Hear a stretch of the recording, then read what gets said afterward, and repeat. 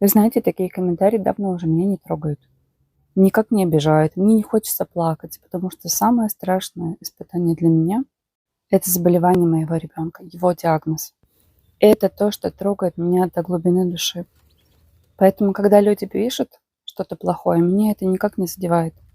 Ведь красота в глазах смотрящего, а все, что я делаю своими руками, мне нравится.